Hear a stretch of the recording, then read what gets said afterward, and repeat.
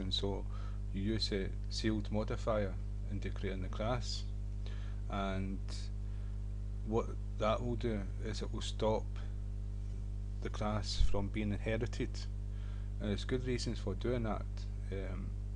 You may be inheriting a class that's got the same field names members, and there can be class and conflict and different things like that, and methods, and so you don't want that to happen, and so you've got to remember to override a method. And C#, you've got to use the virtual word, so where you've got two methods the same, you can have a conflict. And so where we were yesterday, it was, if I remember, we were looking at virtual. Yeah, and what we're going to look at today is we're going to look at inheritance again. And so we created Poodle and Pitbull and a general base class called Dog. Pitbull and Poodle inherited Dog. We created a Jack Russell class where it didn't inherit Dog, but held all the data that Dog held plus what a Jack Russell would hold, and that's not good object-oriented programming, because every time you would do a dog, you would have to type out all the general things that a dog has. Well, if you had a general class for dog, then you inherit it and it cuts down the workload, and you never have to type that again. You just reuse it and reuse it and reuse it a million times if you want. And debugging if something goes wrong with your program or computer hardware gets upgraded, you just need to go to a specific class and make a few changes and your program works for the new hardware and software. So it's got its advantages, and it's easier to look at because you make all your classes as small as possible. And so if you go to one block of code, one class, and you can see what's going on in it, and if it does its job, what it's supposed to do, what it's setting it in, then it's okay, and you can go to each part and debug and fine tune and things like that. So it's quite good that way. So what we're going to do is the dog, we've inherited Pitbull and Poodle inherits Dog, but Dog can also inherit, and I'm going to get Dog to inherit Jack Russell, which doesn't make sense because why would the general class inherit Jack Russell? But the Jack Russell's got fields in it which Dog has got and Poodle and Pitbull has got. And so just to show you that you can do this and it will create conflicts. So if we do Dog colon Jack Russell,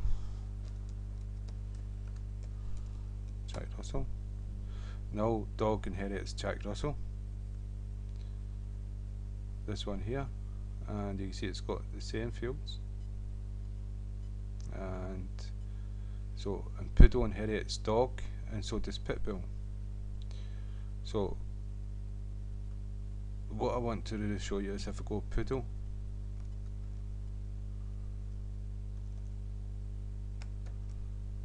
dot, what we've got is fighter, grower, legs, personality and tail, right? And they all come from Dog, I think. Poodle, that one comes from Poodle, this one comes from Jack Russell, this one comes from Poodle, and this one comes from Poodle. That creates a conflict because we've got the same fields.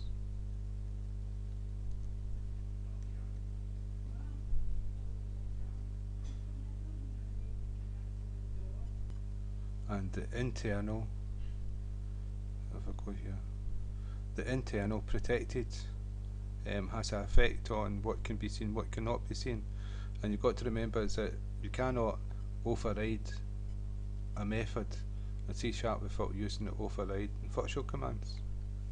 And so a conflict will appear because of the names. So if I take this away here, and if I put the,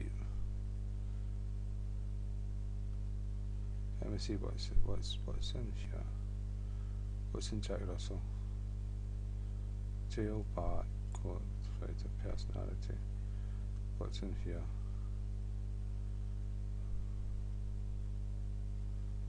Dog. if we do this one here, let's see, that was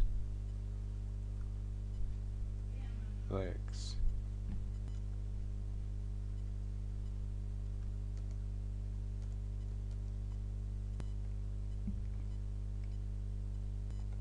So let's say we've put legs in.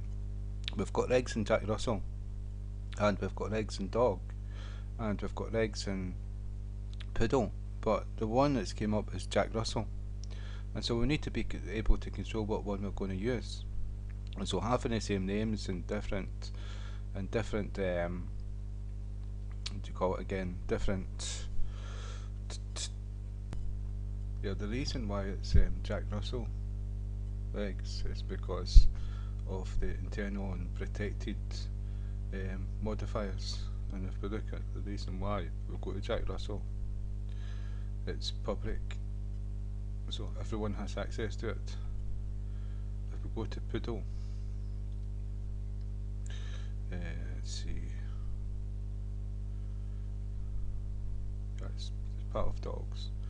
If we go to, it's protected, in other words, we are trying to access this from the static main, a different class, not the derived class or the base class. And so it's protected, it can only be accessed within the base class, within the derived class, the child class. And we are doing that outside, so we don't get access to the dog legs. What we get access to is the public one. And so that's, we covered the internal and protected. And so, but you can see there's a conflict between the same variables. So what we would do,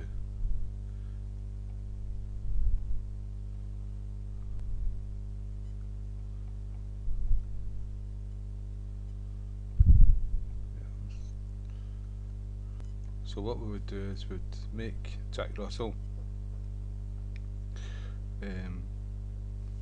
would give the class the modifier sealed, and what this is saying is this class cannot be it's the wrong place I put it. It's in front of class. This class cannot be inherited. So what we've done is we've done dog inherits Jack Russell. So if we run it, we'll get an error, and that's the error. And it's going to tell you cannot derive from sealed type console application 1 Jack Russell. And so that's what it is. So what we've done, we've sealed this class so it cannot be inherited, so that we could not inherit these from dog. And now that we've inherited it for dog, we get an error, so we take that away. And so basically all sealed, the modifier sealed in front of class is saying that this class cannot be inherited. And it's very useful in the sense that you'll write a class with its methods and you don't want them changed, or you don't want some class to inherit this, so you seal the class. So that's sealed modifier in polymorphism. Polymorphism is broad. It's like there's many different ways of doing things in object-oriented programming, and so you can reuse the code. You can use the code in many different ways. We looked at constructors and constructors with different parameters, and so you could access whatever constructor you wanted to, but there was a default one with no parameters, and so that's polymorphism. You can do that with methods. You can inherit a class, so it's like the poodle inherits dog, so the poodle inherits all the things that's not private from dog, but at the same time you could pass a whole object to the constructor of poodle called the object dog, and you would be doing the same thing. So if I go to poodle, and in the constructor, if I done dog and call it in small letters dogs, dog. Right, what I've done, I've passed this whole class as an object into poodle, and it's going to access the same things that we've accessed with inheritance. So that's polymorphism as well. And so there's many different ways of doing things, and next time we're going to be looking at abstract. So again, thank you for your time, and I hope that's helped. Thank you.